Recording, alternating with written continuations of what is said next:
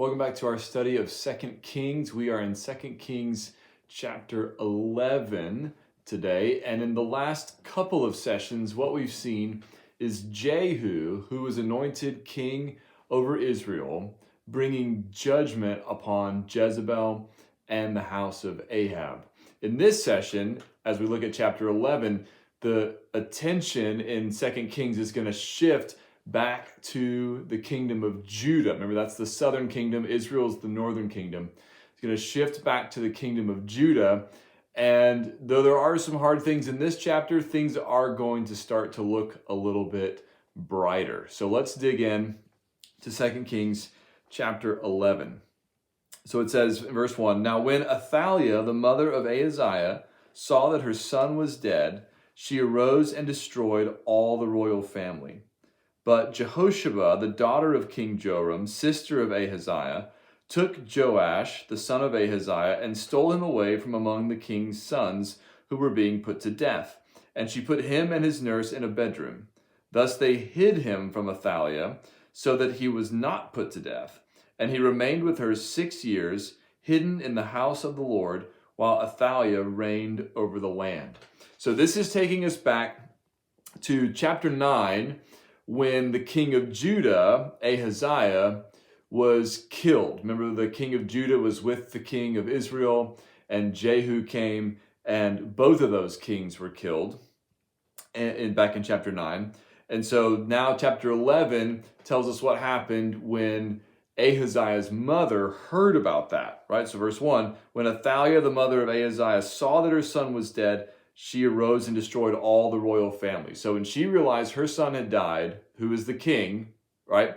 Then what she did was she tried to destroy all of the royal family and take the throne for herself. Now, unfortunately, this was not a terribly uncommon thing in ancient history, right? That, and maybe even not so ancient history, that when someone wanted to take over the throne, when there was any kind of significant transition of power, that they would put to death anyone who they thought might be a rival for that throne, might try to make claim to that throne or try to seize that throne through some type of, military power or political maneuvering or whatever.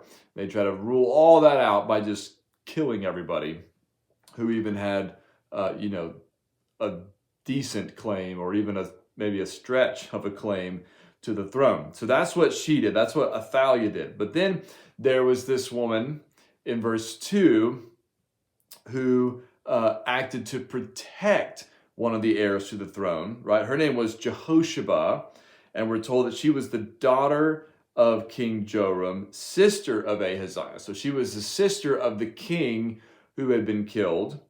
And what she did was she took Joash, the son of Ahaziah. So I guess this would have been one of her nephews, right? She took Joash, the son of Ahaziah, and stole him away from among the king's sons who were being put to death. So don't know why she picked out this one son. Maybe he was the oldest and therefore the most likely to be king, right? The one who would be the rightful heir. But for whatever reason, she took Joash, one of Ahaziah's sons, from among his other sons, and she rescued him, she protected him, she delivered him. Right? It says she put him and his nurse in a bedroom. So she hid him away, right, with someone to take care of him. And then it says, "Thus they hid him from Athaliah, so that he was not put to death." So he was preserved.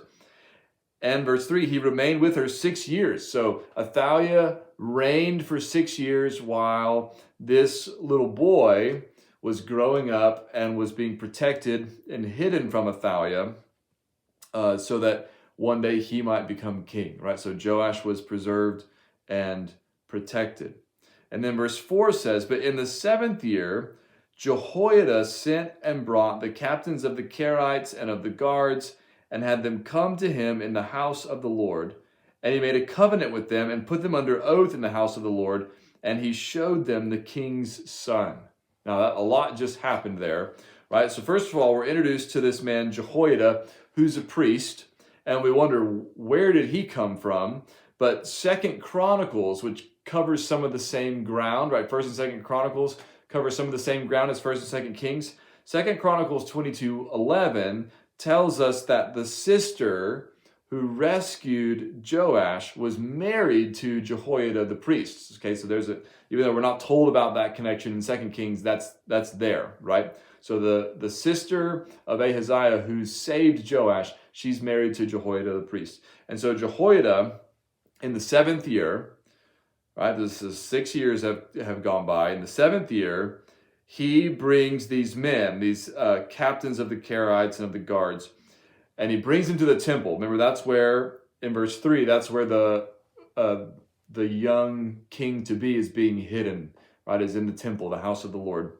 So he brings these men there, and he makes a covenant with them, which I'm assuming that means basically he's binding them with a kind of oath or promise so that they won't reveal what he's about to show them and tell them.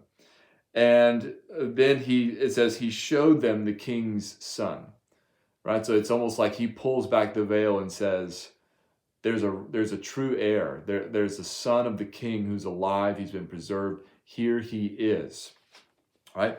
And so then verse 5, it says, and he commanded them, this is the thing that you shall do. 1/3 of you, those who come off duty on the Sabbath and guard the king's house, another third being at the gate, sir, and 1/3 at the gate behind the guards, shall guard the palace.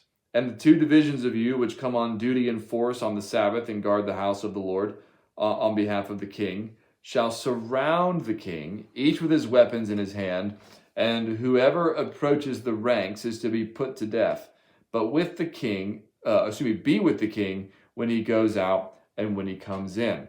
So without trying to parse out what he's saying there about all their shifts, their rotating duties and locations and whatnot, what he's saying is we need a guard around the king all the time, right? To protect him, to keep him safe, because as soon as somebody finds out who he is, right, we know what Athaliah is going to want to do.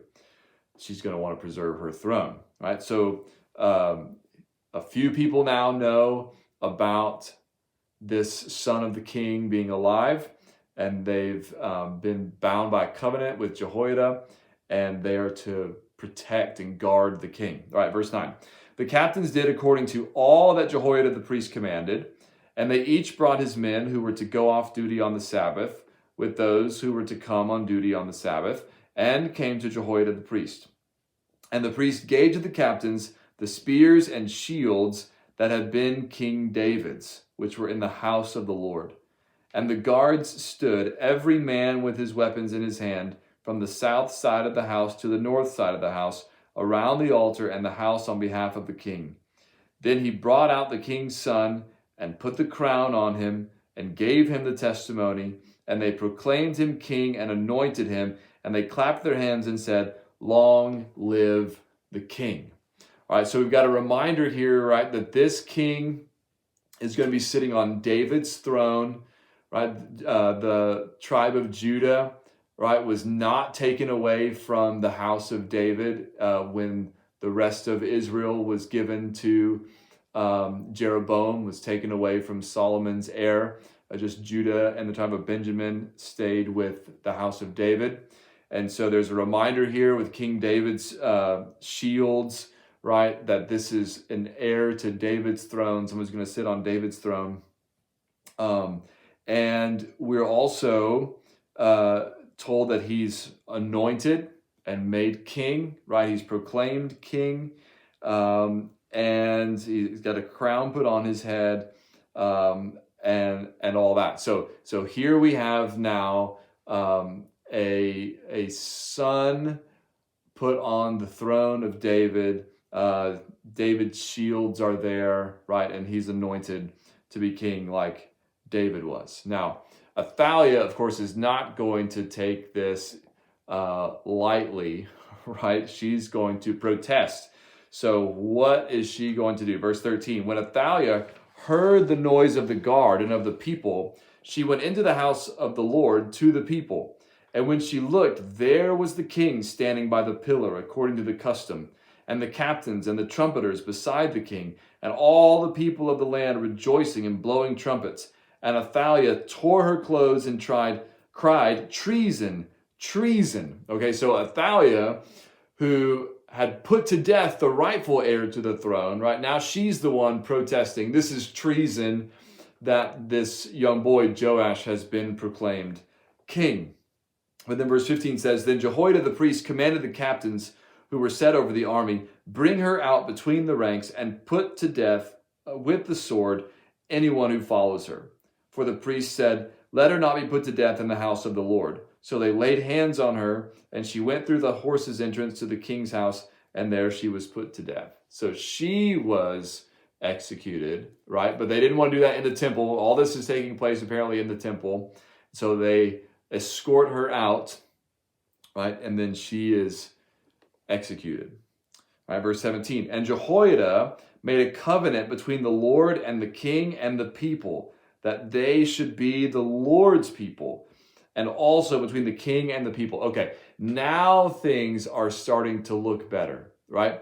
So Jehoiada is an important figure here because he is a priest who is doing what priests are supposed to do. He's mediating between God and men.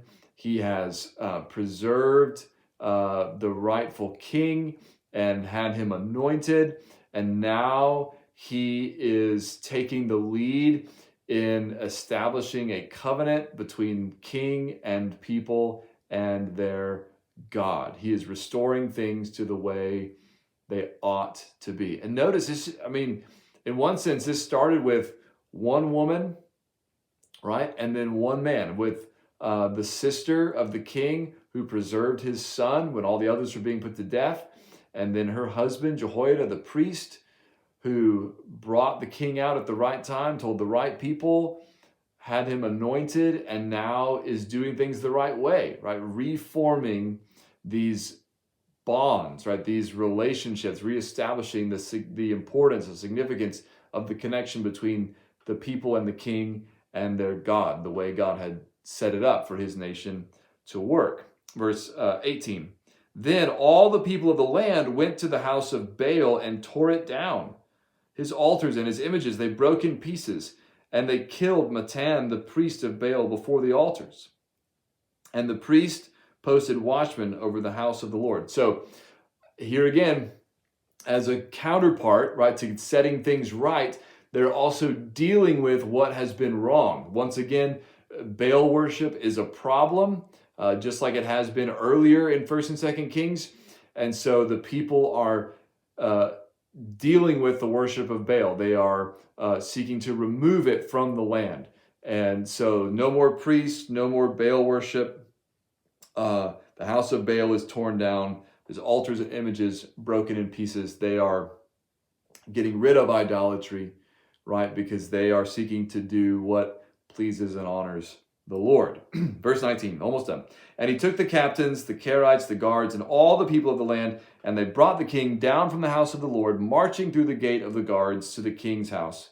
And he took his seat on the throne of the kings. So all the people of the land rejoiced, and the city was quiet after Athaliah had been put to death with the sword at the king's house. So all is quiet now. The king is on his throne. Things are headed back in the right direction. But before we finish, I want you to think about this, right? Many of you have hopefully heard at some point or another, right, that the whole Bible is about Jesus. Jesus tells us that the things written about him in the law and the prophets and the Psalms had to be fulfilled, that the scriptures testify about him, John 5:39, that the scriptures are ultimately about Christ. And this is one of the places where we can see that pretty clearly if we stop for a moment and start to put the pieces together. All right, so in the story we just read, there was a young boy who was heir to the throne, right? Was eventually ended up being king, but somebody else wanted that power and that throne and sought to put him to death. And so he was hidden away and protected until the time when he was introduced publicly, right? And he was declared king and sat on the throne, right? So think about how that connects to the story of Jesus. Remember when Jesus, when he was just a little boy, somebody tried to put him to death. Herod sought to kill all the boys in Bethlehem under 2 years old because he'd heard about the birth of the Messiah, and he knew the Messiah was to be a king, and Herod wanted to stay king, and so he sought to kill Jesus. But what happened was Mary and Joseph took Jesus and hid him away in Egypt for a time, right, until he was brought back. He was finally revealed publicly, not at 7 years old, right, like Joash was, but closer to 30 years old, and he was revealed by the son of a priest, right? John the Baptist. His father, Zechariah, was a priest. So it was a son of a priest who publicly announced the appearance of Jesus, right, as he was baptizing. And just like with Joash, Jesus was received gladly, at least by some, right, but not by all. Athaliah, when she heard about Joash, right, she cried treason, and some of the most powerful people in Jesus's day didn't want him around, right? They, maybe because they wanted to preserve their own power, maybe they thought what he was doing was dangerous, or whatever it was. They were wrong, of course, but they wanted to get rid of Jesus. Yet in the end, not only was he king, he was installed as the rightful king. He is seated now in heaven on his throne at God's right hand. In his case, he was enthroned after his death and resurrection. But even in some significant ways, right, though there's some significant differences, in some significant ways, the story of Joash points forward to the coming of Jesus, to a king who would be persecuted when he was just a boy, tried to put to death, but was hidden away until the right time so that he could be publicly revealed and reign rightfully as king. And not just king, but a king from David's line, a king fulfilling the promises made to David that one of his sons would sit on his throne forever and his kingdom would be established forever. That king is, of course, Jesus, the Messiah, who died and rose and reigns forevermore, the King of Kings and Lord of Lords. Come, Lord Jesus. Amen.